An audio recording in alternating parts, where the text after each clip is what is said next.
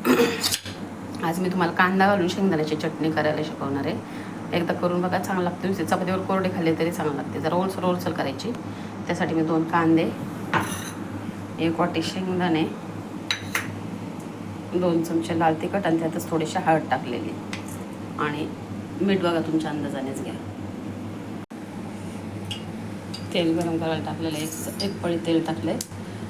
त्याच्यात हे शेंगदाणे जरा परतून घ्यायचे. आधी लाल होऊन द्यायचे चांगले.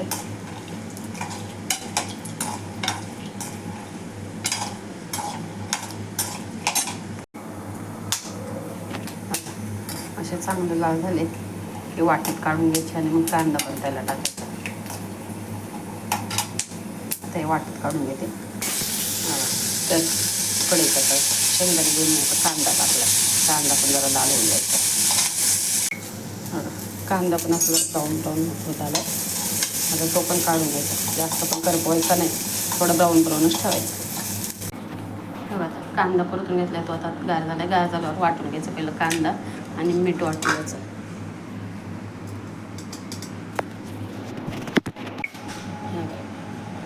कांदा, मीठ, लाल तिखट आणि हळद हे आधी एक गरका मारून घ्यायचा. ओबडधोबड एक गरका मारला आणि मग शेंगदाणे करून असं बंद चालू करून वाटून घ्यायचं.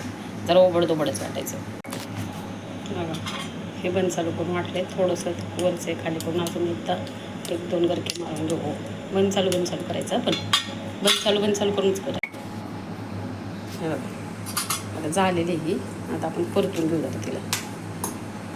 थोडी चमच्याने फोडून द्यायची. तेलाची कढई आहे.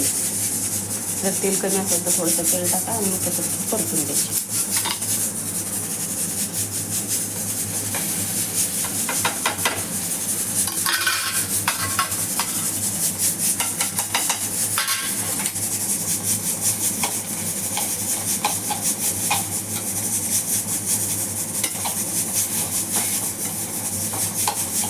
चपातीबरोबर छान लागते.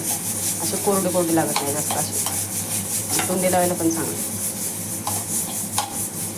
कांदा घातला त्यामुळे ती लवकर पण 3 दिवस तरी टिकते.